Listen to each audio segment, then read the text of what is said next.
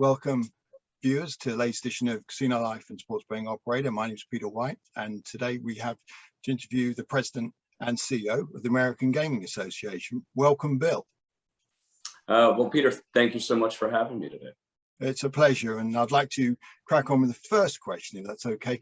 And that is, first of all, it's a congratulations on your reappointment as President and CEO.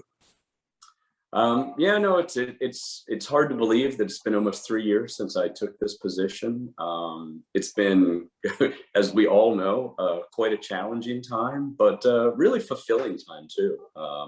We were able to accomplish a lot on behalf of the industry. We were able to certainly showcase the important role the industry plays here in America as it relates to, we're in 44 states and in communities all across this country.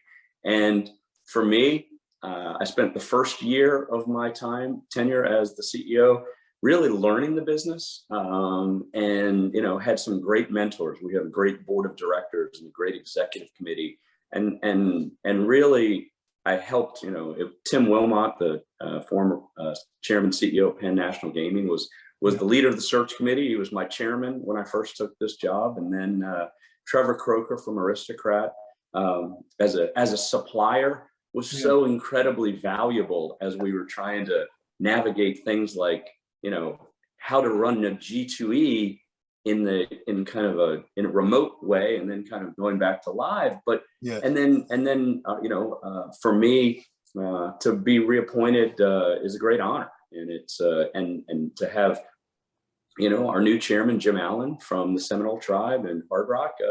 I just am excited about all of the leadership that has helped me get to where we are, and really and kind of the leadership that exists today within the AGA, both in the commercial, tribal, and supplier space. It's a very dynamic industry, and and I know we're going to talk about sports betting, and just really to see where I kind of came in. Year one was all about sports betting and learning the industry. Year two was this existential survival exercise for all of us, and then in the balance of year two and into year three, it's been this incredible rocket ship that we've been part of. And so I'm excited about the next 3 years and the future.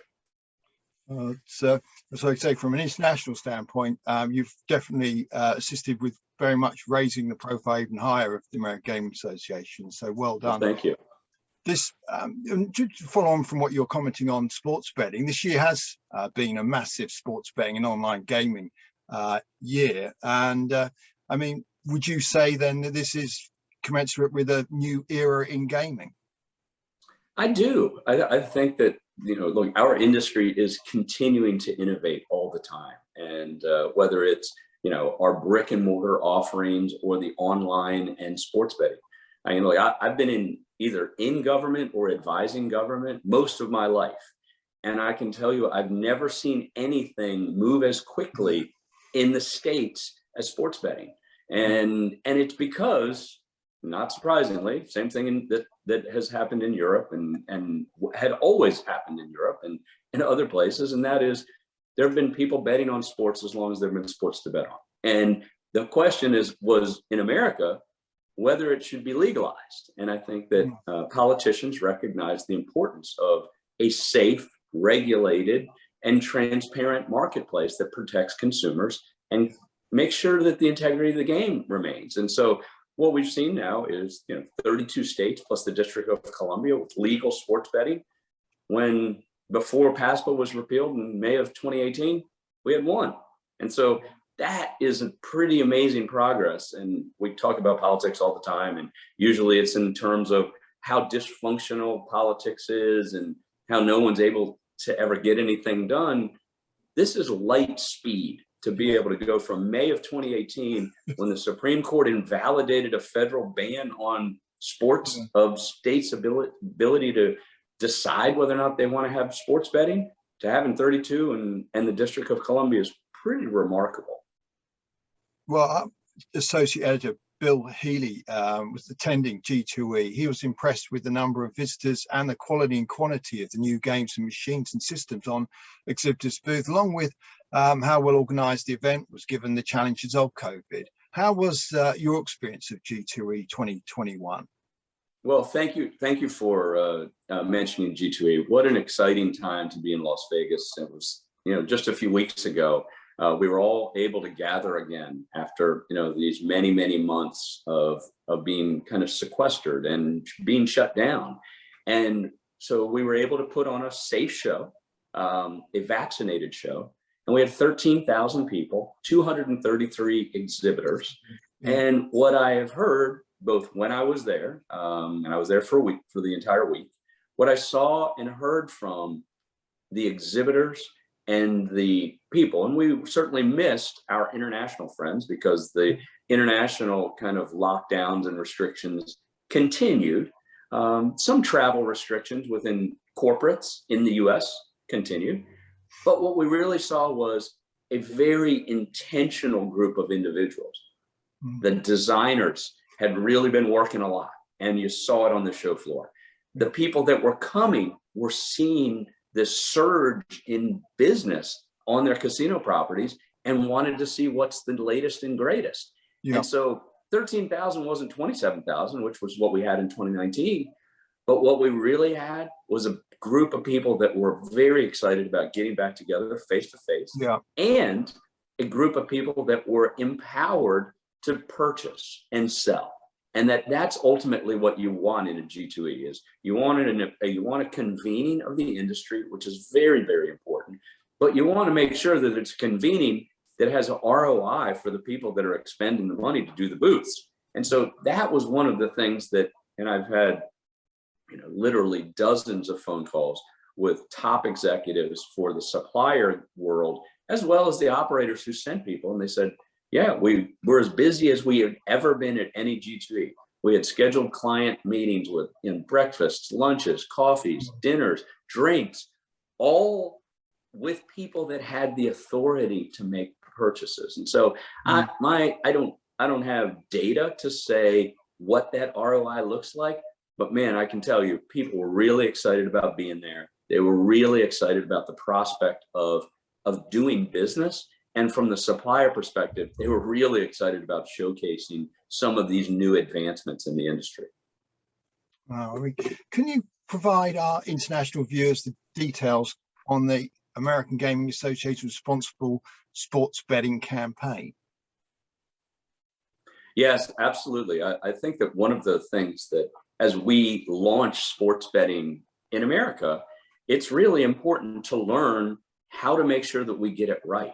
And, unfortunately, some of that, how to get it right, comes from places that it has gone wrong. And I think that there are, in Europe and other places, examples of this. And, whether it's Spain or Italy or the sentiment in and around sports betting in the UK or Australia, it is very important to make sure that the general public and the political leaders and all of our new business partners, broadcasters, teams, leagues, arenas, and stadiums all understand we have licenses. Those licenses could be taken away.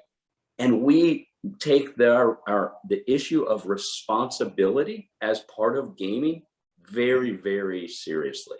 And we need to make sure that we inform our new business partners. And so we initiated Have a Game Plan, Bet Responsibly, which is our branded PSA campaign, in order to better educate our own members about what that means, but then importantly, educate leagues and teams and our new people that are part of this ecosystem, so that we don't replicate situations like Spain and Italy. And I think we're off to a great start. We've got 20 partners. We've got the NHL, the PGA Tour. We've got, DraftKings and FanDuel and BetMGM. The biggest players in this new business vertical all understand that this is a great opportunity to increase fan engagement and create new ways to have fun. Yeah. But that it needs to remain fun. And if it veers off into some predatory behavior, or it veers off into something that is seen badly by the political groups, that's dangerous to the business. And we only have to look at Europe to see those cautionary tales. Definitely. So we're not going to, we are very committed at the AGA to get it right and help our partners make sure that we help get it right. Yeah, I mean, it's for members of the public, and including myself, having a bit of skin in the game it makes it a lot more fun. But as you say, education is always a very important part for the public to be aware, not to take things too far on all of that. And it's a good, definitely. So, where are amongst the most surprising findings from the research involved in the recently published AGA Gaming Industry Outlook? Well, one of the things that we really pride ourselves on at the AGA is the research. And we think that it's really important to help inform all of our stakeholders, our members, of course, but also the general public. And increasingly in America, this industry is becoming more followed by people up on Wall Street and the investor class. And so whether it's giving better insights in consumer sentiment or giving better insights from the top at the C-suite level about what the future is, or aggregating gaming information on a quarterly basis as we do, the research component of the AGA is an incredibly important and valuable offering that we create. And so, we did for the first time ever a C-suite, a CEO level index as it relates to, them thinking out 6 months from now. And it was incredibly bullish. I mean, we had, 48% of the CEOs that we surveyed believed that it would be much better 6 months from now, 48%. And 43% believed that it would stay about the same, which was, we're on record pace for 2021. And so they do have some issues, and that's important for us to make sure that the public understands too. But they very much mirror the rest of the business community. It's supply chain issues and challenges. It's labor market shortages.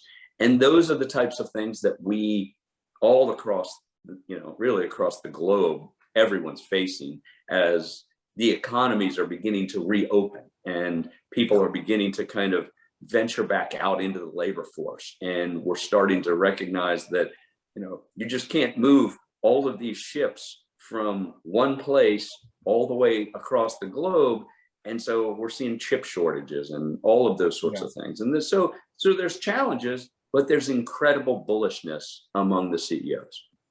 Well, one of the initiatives that the AGA recently have introduced is the commercial gaming revenue tracker. And you mentioning there, it's been proven to be a very useful resource for the industry.